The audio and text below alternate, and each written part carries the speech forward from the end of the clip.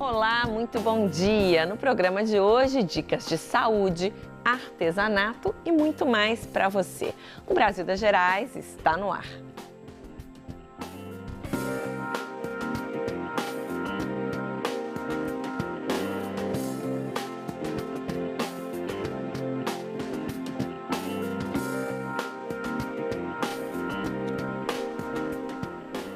Você sabe o que é endometriose? Pois a doença afeta 10 a 15% das mulheres em fase reprodutiva. Março é o mês da conscientização sobre a endometriose, que muitas vezes só é descoberta quando a mulher tem dificuldades para engravidar.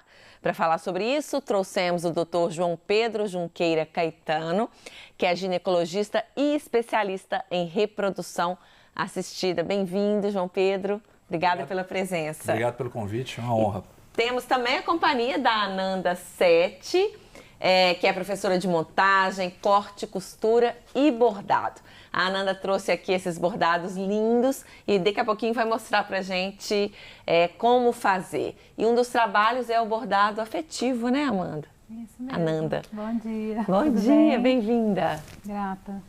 E o que você vai mostrar aí ao longo do programa? Então, eu vou falar um pouquinho do bordado afetivo, que é o workshop que eu vou dar nesse sábado, junto com a Marcela Mello, ela que é a professora de bordado lá do ateliê, né, dos processos da costura e do bordado. Vou ensinar um pouquinho, dar algumas dicas também. É para crianças, famílias. O bordado afetivo, ele é para mulheres, é uma roda de mulheres. E ele tem uma pegada mais terapêutica.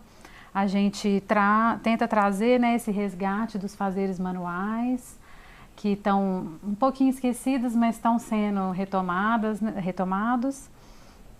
E aí é uma oficina de um dia inteiro, começa às 9 da manhã, termina às 18 horas. E ao longo do dia, através de contos terapêuticos também, na primeira parte, a gente vai trazendo a pessoa para ela se colocar num novo lugar. E na segunda parte a gente vai bordar uma saia. Cada um vai bordar com esse seu processo, desenvolver um desenho e bordar uma saia para vestir o 2019. Que bacana, daqui a pouquinho a gente conversa mais. Então, agora eu queria saber do doutor João Pedro, né? Se você já quiser ir começando alguma coisa aí, Ananda, daqui a pouquinho eu vou ir na bancada. Eu queria saber do Dr. João Pedro qual é a diferença de um diagnóstico precoce. No caso da endometriose, isso facilita o tratamento? Sempre, né? O diagnóstico precoce nos ajuda muito, mas é importante a gente entender que endometriose é uma doença, uma patologia que a gente não sabe a causa. E não sabendo a causa, nós ficamos sem muitas informações, inclusive o tratamento definitivo da endometriose não existe. Antes da gente entrar no diagnóstico... Vamos explicar, o que é endometriose? Exatamente o que é a doença. Endometriose é o seguinte, o útero ele tem uma camada, uma esponja interna, que se prepara todo mês para receber o embrião, certo? Chamada endométrio. Certo. Quando não existe o embrião, ou esse embrião não é viável e não dá o sinal de gravidez, essa esponja se liquefaz no que a gente chama de menstruação. Uhum. A teoria mais aceita, existem outras, mas a teoria mais aceita e mais comum é que uma parte desse fluxo menstrual que sai pela vagina, ele tem um refluxo pela trompa. A trompa é um encanamento que vai ligar o útero ao ovário, né?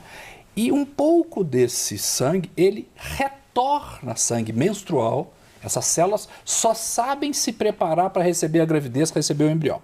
Então, existe um refluxo pelas trompas, esse líquido sanguíneo cai dentro da pelve e, normalmente, o organismo retira aquelas células, limpa, lava, entre aspas, essas células.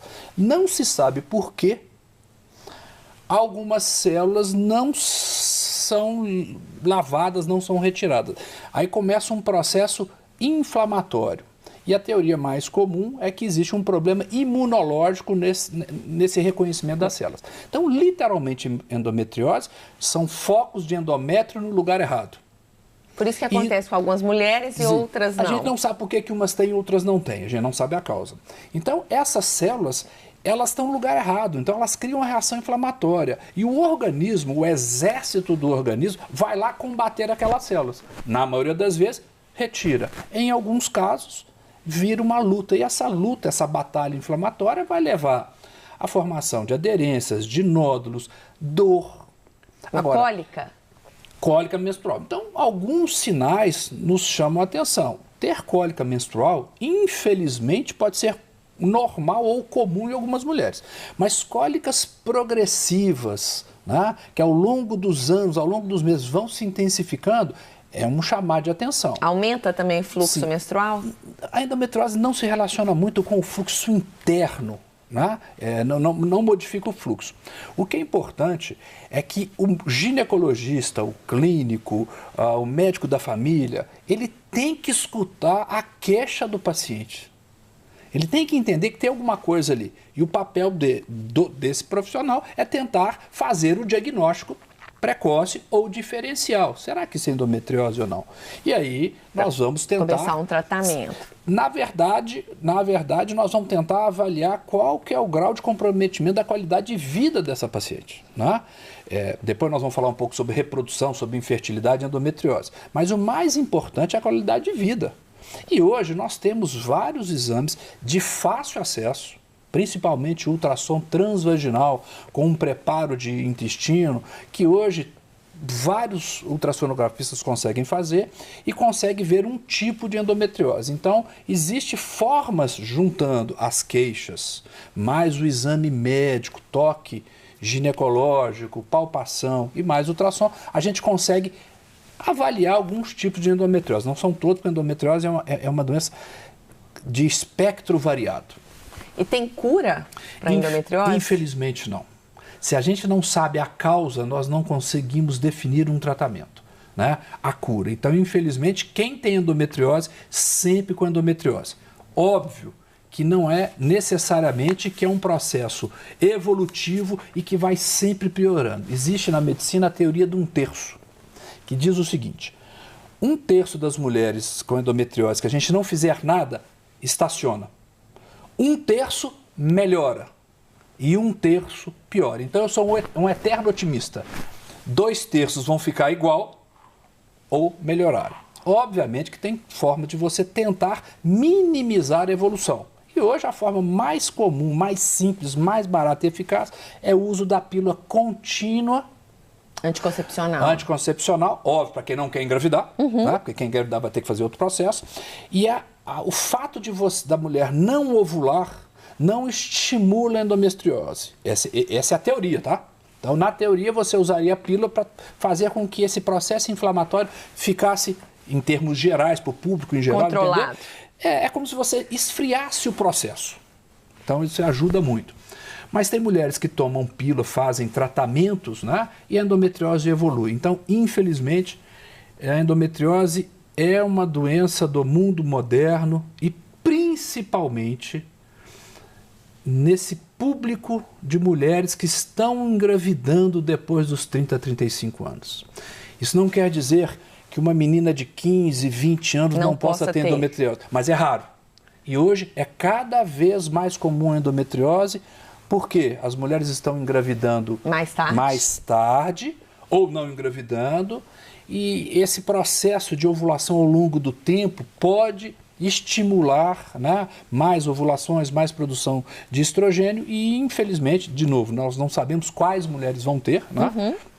Mas a gente tem observado que tem aumentado muito o número de mulheres com endometriose e, infelizmente, naquelas pacientes que querem engravidar, a gente tem descoberto que tem cada vez mais endometriose. E é importante deixar claro aqui que não é o fato, eu tenho endometriose e nunca vou engravidar. Tem mulheres que têm endometriose grave e engravidam, tem 2, 3, 4 filhos. E tem pacientes que têm endometriose leve e não conseguem engravidar. Então, de novo, o espectro da doença é muito variável. Daqui a pouquinho a gente conversa, então, sobre todas essas possibilidades, principalmente para quem quer engravidar e não está conseguindo. Mas antes, vamos dar uma dica de organização para você que está nos assistindo. Olha só.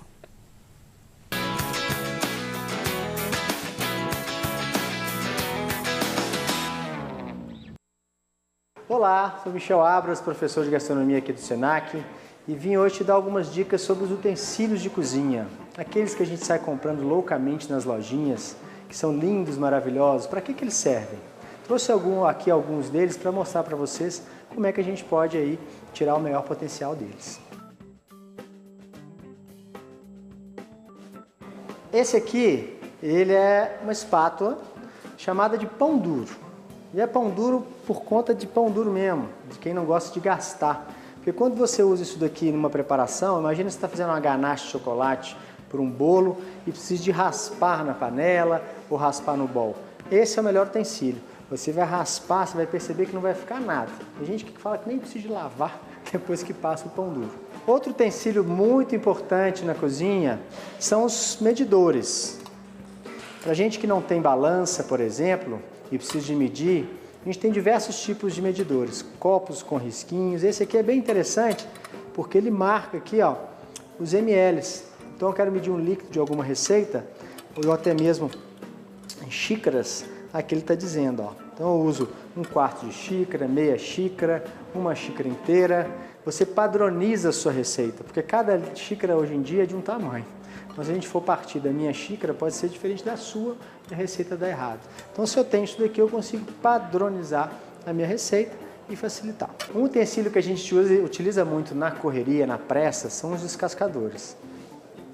Esse aqui, por exemplo, ó, é um tipo deles. Então se para eu pegar uma cenoura e descascar, facilita demais a minha vida, ó. Além disso, esse aqui tem uma pontinha que se eu quiser fazer uma interseção no abacaxi, por exemplo, para tirar aquela parte durinha, eu posso estar utilizando isso daqui.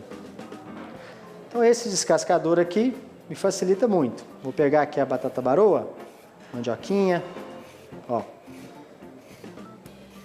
Outro descascador é esse de cá, que tem a mesma função. Importante eu fazer o movimento para fora, para não correr o risco de nenhum acidente. Ó. Um outro utensílio bem interessante é esse, conhecido como zester. Ele é para tirar as zestes de frutas cítricas normalmente. Então aqui eu tenho o limão, ele é cheio de furinhos aqui, ó. Eu introduzo ele aqui e puxo, ó. Já vai sair o cabelinho, que a gente chama de zester, do meu limão. Isso para eu colocar numa sobremesa, por exemplo, fica fantástico. Agora, se eu quiser estar simplesmente só ralando, eu tenho esse daqui, que serve para queijos e demais raspinhas de frutas cítricas, ó.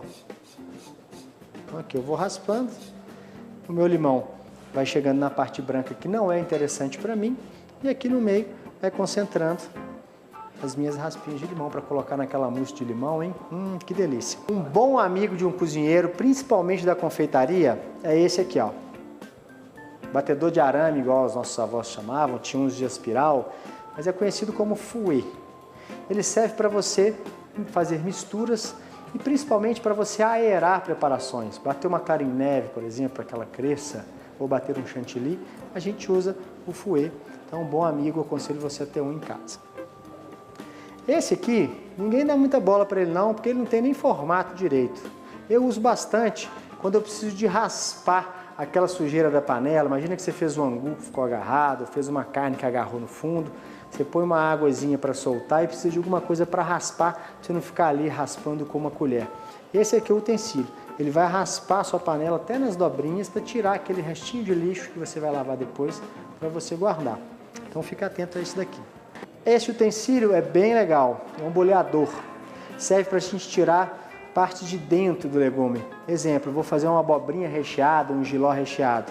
Vou pegar ali esse boleador e vou tirar a polpa com mais cuidado. Ou se eu quiser ainda, eu posso estar fazendo aqui, ó, uma salada de frutas de formato de bolinha.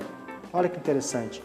Melancia, melão, manga, diversas frutas você pode estar boleando para estar utilizando uma apresentação um pouco diferente. Então, esse utensílio aqui é meio esquisito, vamos dizer assim, mas ele é um cortador de ovo, já imaginou? Então, se a gente vai pegar um ovo cozido e quer fazer um corte, é só pegar aqui assim, ó, posicionar e ó, olha que maravilha. Meu ovo já sai cortadinho para uma salada. Então, esses foram alguns dos utensílios que você pode ter em casa, não sabia como utilizá-los, agora já ficou aí a dica do melhor potencial de cada um. Aproveite, vá para a cozinha, faça um prato gostoso. Até já, tchau, tchau.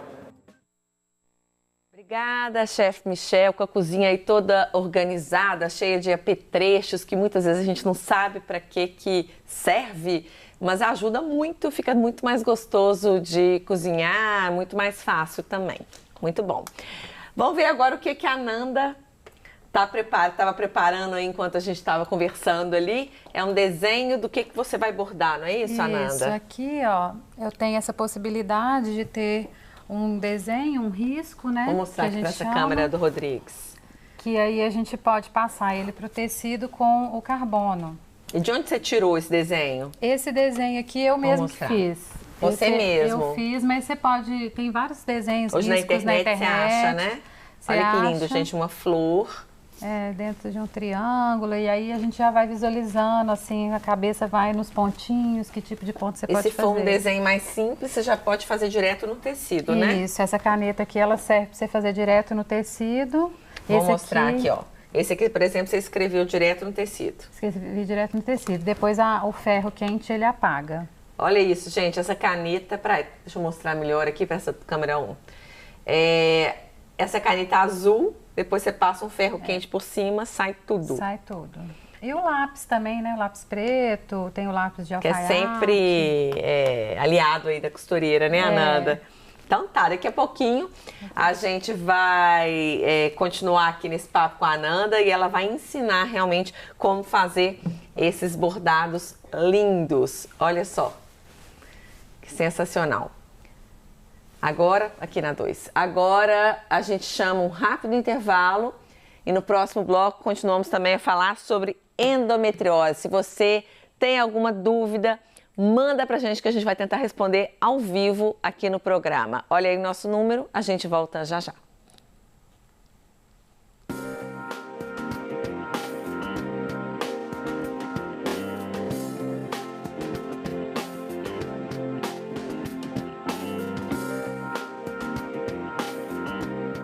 Estamos de volta conversando com o Dr. João Pedro, que é ginecologista e especialista em reprodução assistida.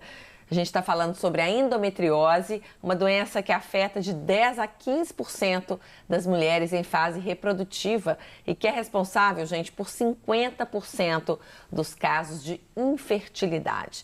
Dr. João Pedro, se a mulher não consegue engravidar por causa desse problema da endometriose, ela pode optar pela fertilização in vitro, por exemplo, mas esse tratamento já é oferecido hoje pelo SUS, porque em clínicas particulares a gente sabe que infelizmente o custo é muito alto, né? Pode chegar aí a mais de R$20 mil.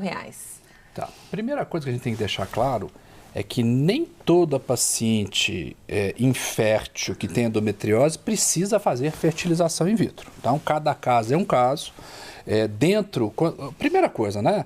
O casal em que a mulher tem ciclos mensais regulares, ovulatória, não tem nenhum sinal diferente, ela vai esperar em torno de 12 meses para tentando engravidar, para depois procurar um especialista. Até um ano normal. Até 35 anos a gente espera em torno de 12 meses. Depois dos 35 anos da idade da mulher, a gente vai esperar em torno de 6 a 9 meses e quanto mais passar o tempo, mais rápido a gente deve procurar. Mas vamos colocar as pacientes até 35 anos. Então, 12 meses e aí vai procurar um ginecologista ou um médico que tem um foco na medicina reprodutiva, na reprodução humana, na infertilidade. Isso tem vários exames. E aí nós estamos partindo daquele grupo que teve um diagnóstico de endometriose. E é muito importante deixar claro que endometriose é uma doença de vários espectros. E nós temos pelo menos duas que seriam importantes dizer. Vamos tentar imaginar uma piscina muito profunda. Você tem endometriose superficial que está boiando. Que ela é diferente da endometriose profunda, que está lá no fundo da piscina. Então, para a endometriose profunda, a gente consegue avaliar inicialmente com ultrassom e depois complementar com ressonância magnética. Essa endometriose ela é totalmente diferente da superficial, que muitas vezes não é visualizada no ultrassom, e alguns tipos, tipo endometriose no ovário, que forma um cisto, fica fácil de visualizar. E algumas vezes cirurgicamente você vai fazer o diagnóstico. Então nós já separamos aquela paciente que está tentando engravidar e tem endometriose. Tenta imaginar uma escada com degraus variados de complexidade. O que vai definir qual degrau você vai fazer, ou se eventualmente você vai lá para o último, que é a fertilização in vitro, guarde isso, né, os telespectadores têm que entender, é a idade da mulher. Quem determina a chance de gravidez da nossa espécie não é útero nem espermatozoide. Tem que ter útero e espermatozoide, ok? Mas quem determina a chance de gravidez é a idade do óvulo. Então, se eu tenho uma paciente com trompas normais, uma endometriose leve, ela pode fazer o que a gente chama de coito programado, 3 ciclos, 4 ciclos. Se não engravidou, a gente pode passar para inseminação artificial. Existe um protocolo em que você vai. Se você tem uma idade acima de 35, 36, se você tem uma endometriose severa muitas vezes forma uma aderência completa, as trompas se obstruem, essa paciente vai direto para a fertilização in vitro. Né? Voltando agora à sua pergunta. Tem cirurgias também, né, que podem ser feitas nesse caso. Cirurgia, ainda bem que cada vez mais se opera menos. E eu vou explicar o porquê. Quando eu tenho uma qualidade de vida muito ruim, dor o mês inteiro, dor na menstruação, dor na relação sexual, na época da menstruação evacua sangue, quer dizer, Pode chegar nesse ponto. Sim, existem mulheres que têm uma qualidade de vida tão ruim que a fertilidade vai a segundo plano e nós vamos para a qualidade de vida. E aí, essa paciente vai ter que procurar uma equipe multidisciplinar e nessa cirurgia de endometriose profunda e graves, tem que ter o ginecologista, o proctologista, o urologista. São cirurgias grandes, de 6 a 8 horas. Algumas vezes você tem que ressecar partes do intestino. Então, é complicado. Delicado. Quando a gente trata de uma paciente com infertilidade, que não tem risco de obstrução intestinal, que não precisa da cirurgia, é melhor. Então, quanto mais conservador nesses casos, mais a fertilidade daquela paciente agradece. Entendi. Né? E hoje, mesmo os cirurgiões, eles estão entendendo que quanto menos mexer, melhor para a saúde reprodutiva. Tirando esse caso da dor, do abdômen agudo, você tem um cisto de endometriose que rompe, então isso muitas vezes é uma urgência hospitalar que você tem que abrir. Né? Então são casos, nós estamos falando de casos, mas quando a gente tem pacientes que não conseguem engravidar por todas essas etapas, infelizmente ou felizmente a fertilização in vitro é a melhor ferramenta. E aí tem que ficar claro para o telespectador. Ninguém está dizendo que a fertilização in vitro é a única forma de engravidar. Provavelmente é a mais eficaz para aquele caso. Né? Respondendo à questão da fertilização, ela já foi muito cara. Realmente hoje um ciclo vai ficar sem medicação entre 10 a 12 mil reais. E sem garantia de sucesso, né? Depois nós vamos falar sobre isso. Porque mesmo quem engravida espontaneamente mensal não tem garantia. Não tem garantia de que vai até o final. Então, um tratamento que vai ficar em torno de 10 a 15 mil, 12 mil, fora a medicação, que não é barata, infelizmente. Né? E nós temos hoje no país 12 hospitais públicos que oferecem tratamento de fertilização in vitro. E um deles é em Belo Horizonte, posso falar aqui, é o Hospital das Clínicas de Belo Horizonte, o UFMG, que tem um serviço maravilhoso, de ponta, né? O grande problema é que o número de mulheres, de casais que precisam fazer fertilização in vitro é muito grande. Então, existe uma fila. E muitas vezes o sistema público não consegue assumir todo mundo. Enquanto isso, a mulher vai envelhecendo. Existem limites para tratamento. Desses 12 hospitais, só um, que é o Pérola Byton de São Paulo, oferece 100% do tratamento, incluindo a medicação. Todos esses 11 outros espalhados pelo Brasil, inclusive, é que a paciente tem que arcar com a medicação. Mas já é uma grande ajuda, né? Então, existe esse acesso, eu acho que é um serviço, assim, renomado, com resultados espetaculares. Tem essa dificuldade, que é a dificuldade do Brasil, é o acesso, né? Então, as clínicas particulares, elas tentam ajudar também, né? A nossa, por exemplo, tem um programa social. Nós temos X casos que nós fazemos ao longo do ano tentando beneficiar pacientes de baixa renda que não conseguem. Então, é o elástico. Você não pode puxar o elástico demais para cá e para lá. E nós estamos tentando, através da Sociedade Brasileira de Reprodução Humana, através da Sociedade Brasileira de Reprodução Assistida, tentar formas de aumentar o acesso dos casais, dos pacientes, aos tratamentos de fertilização in vitro. Maravilha. Daqui a pouquinho a gente continua a conversar, porque agora eu quero ver o que a Ananda vai começar ensinando pra gente. Vamos lá, Ananda. Então, eu preparei aqui esse bastidorzinho. Esse bastidor... Se chama bastidor, viu, gente? Do tempo das nossas avós. Exatamente. Esse aqui eu fiz com uma vasilha dessa, ó. Que é esse suporte, né? Onde você encaixa o tecido. Exatamente. Você fez com uma tampa, você não acha em qualquer...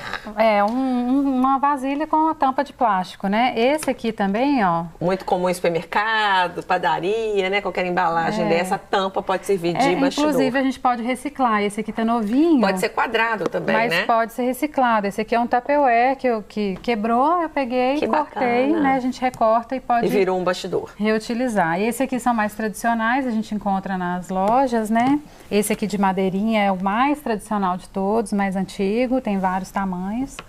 Né? Então aqui eu desenhei alguns riscos para a gente fazer, para eu ensinar.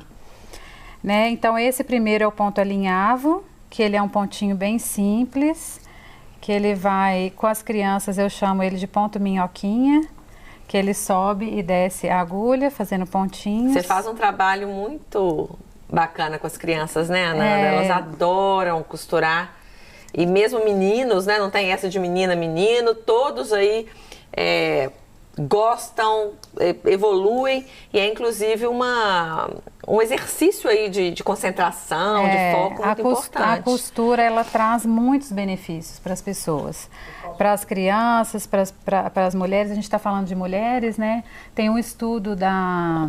medicina antroposófica que fala que fez um estudo, né, com as mulheres durante a menopausa, que mulheres que bordam, que fazem trabalhos manuais desde muito jovens e que desenvolvem isso, elas têm menos fogachos.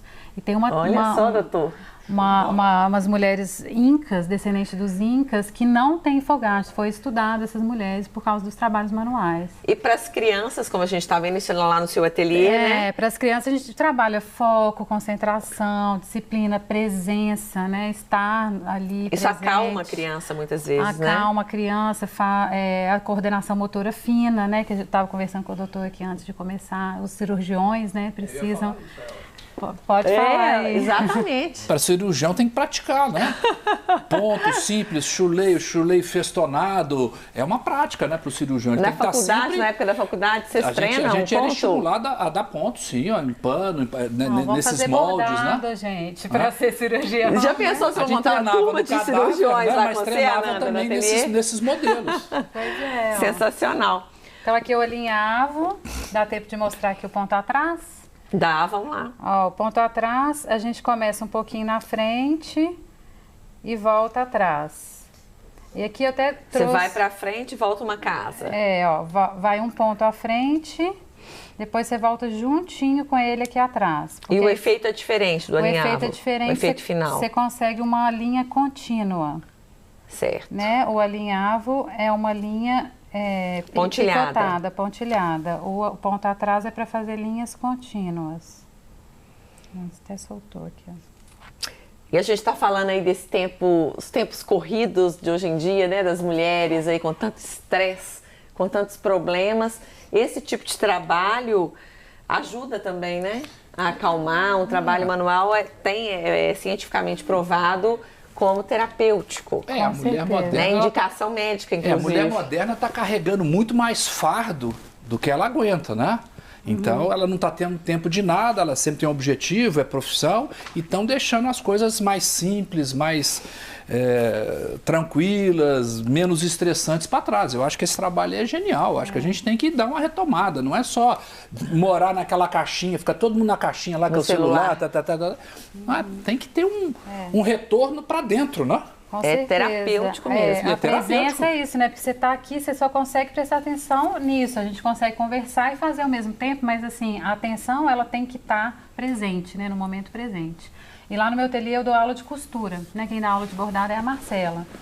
Mas chegam muitas mulheres para mim, assim, ai, tô cansada de ficar dentro do escritório o dia inteiro, não quero isso, né? Tive filhos, tenho essa necessidade de ficar mais tempo em casa e procurando um trabalho, né, um momento mais para si mesmas, e algumas até desenvolvem marcas, fazem trabalhos.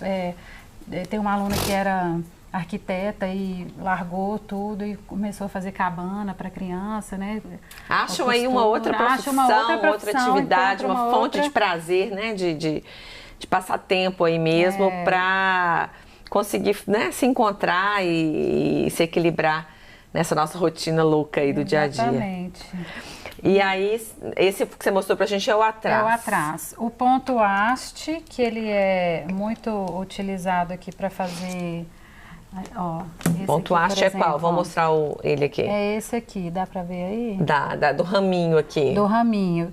Que aqui as bolinhas é o nó francês e a haste mesmo aqui do ramo é como se fosse o ponto. Um trançado? É um trançado, é um ponto atrás, só que em vez de ele chegar junto com o outro, ele volta no meio. Ele vai à frente. E a linha dupla? E volta no meio. Não, eu estou usando só linhas simples. Você pôs duas cores aí. Não, é uma linha que tem duas cores. É essa linha menina, aqui, ó. Ela que tem linda. 3 cores. Olha só, gente, hoje em dia... É matizada. Temos várias opções aí. Essa é uma linha... Esse tipo de linha é tradicional, bastante usado. Ele dá esse efeito aqui, ó. Essa folha. Ah, que dá um efeito degradê. Degradê. Que lindo. É um matizado, de várias cores, né, aí também. você consegue encontrar em armarinhos. Consegue. Essa daqui é o novelinho, a gente chama de novelinho. E tem esse estilo aqui também, ó, que é a de meada, é a linha de meada. E todas são para bordar? Todas são para bordar. Essa de meada, elas são 6 linhas juntas, que você pode usar 2, 3, dependendo da... Você pode desbastar ela. Se você quer um ponto mais fininho, Entendi. se você quer um ponto mais grosso. Então...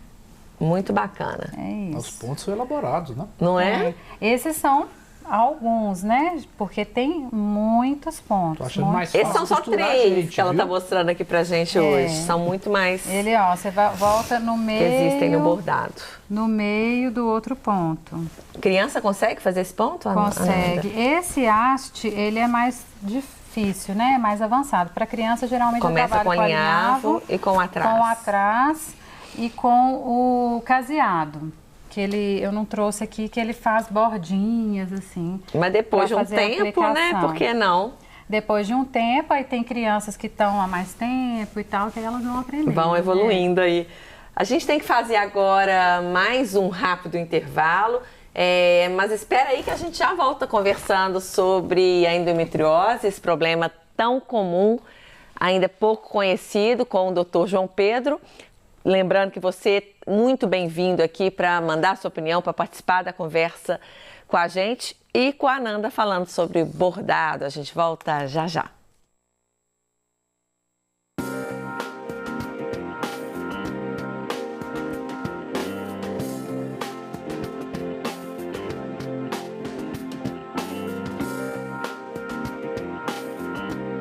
Estamos de volta conversando com o Dr. João Pedro sobre endometriose, a principal causa de infertilidade feminina. E como a gente já disse aqui, o sintoma mais evidente são as cólicas menstruais muito intensas.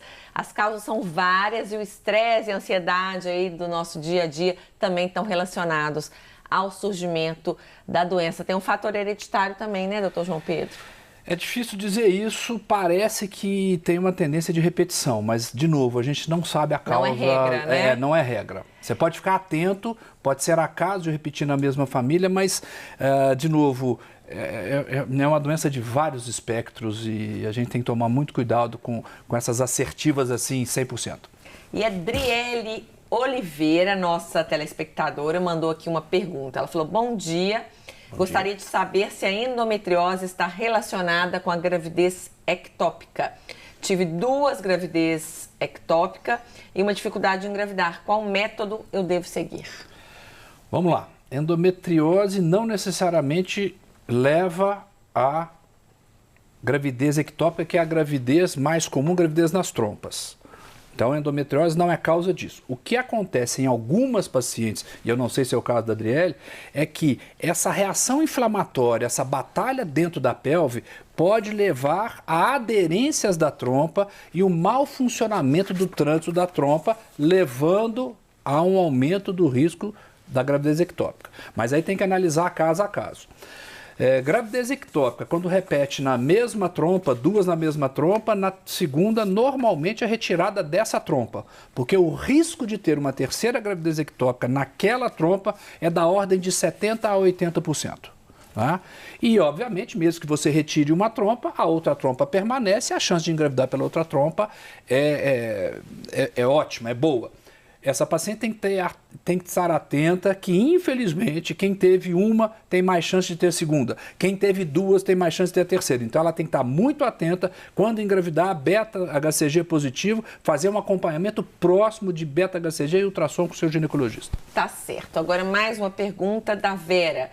Bom dia, Vera, aqui de BH. Eu tive adenomiose e só parei de ter cólicas com a retirada do útero. Hoje, com 57 anos, tenho aderência que também causa cólicas. Tem alguma medicação para me ajudar?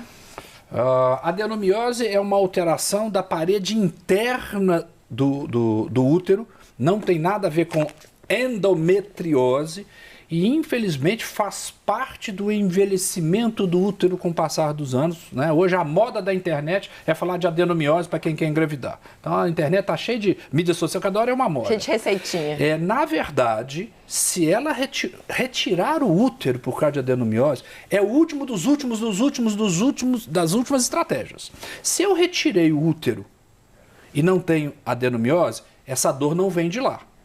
Eventualmente, se for uma cirurgia mais complicada, eu posso ter aderências e muitas vezes as pacientes levam transtornos gastrointestinais a lembrar da cirurgia do aderência. Então, essa paciente ela tem que procurar um bom cirurgião, quem a operou, para saber, né, da relação dessa dor pós-retirada do útero. Tá certo. Obrigadíssima pela presença aqui, doutor João Pedro. O assunto é amplo, são muitas dúvidas. Convido você a voltar aqui outras vezes para a gente continuar falando aí sobre a fertilização in vitro e suas possibilidades. Vai ser uma honra, estou aqui disponível. Muito bom. Queria encerrar aqui com a Ananda, que tem um convite para fazer para a gente, né, Ananda? Do workshop de bordado afetivo. Isso. Vocês vão fazer esse final de semana, você e sua sócia. Eu e a professora, sua parceira? Minha parceira, né, professora de bordado lá do ateliê. A gente vai dar essa oficina, chama Bordado Afetivo, para as mulheres que estão a fim de se conhecer melhor, passar por um processo de autoconhecimento e, junto com isso, bordar, aprender um pouquinho do bordado e se transformar aí com isso. E olha que lindo, a gente não mostrou, que não deu tempo de mostrar todos. Olha o trabalho que elas fazem, né? Que a Ananda faz lá no ateliê. A Aurora é a filha dela, né? Sua menina linda. Uhum. Aurora, me conta teu segredo. Tem essas frases também, né, Ananda? Que dão um toque todo especial. Eu gosto muito de bordar frase, palavras. Esse aqui é de uma criança lá da escola onde eu dou aula. Lá do Clique, né? A escola onde ela dá. E obrigada, viu, Ananda? Infelizmente, nosso tempo acabou. Esse da Aurora, a gente encerra com ele. Obrigada a você de casa pela companhia. Um grande beijo e um ótimo final de semana cheio de energia positiva e muita afetividade para todos nós. Tchau e até segunda-feira.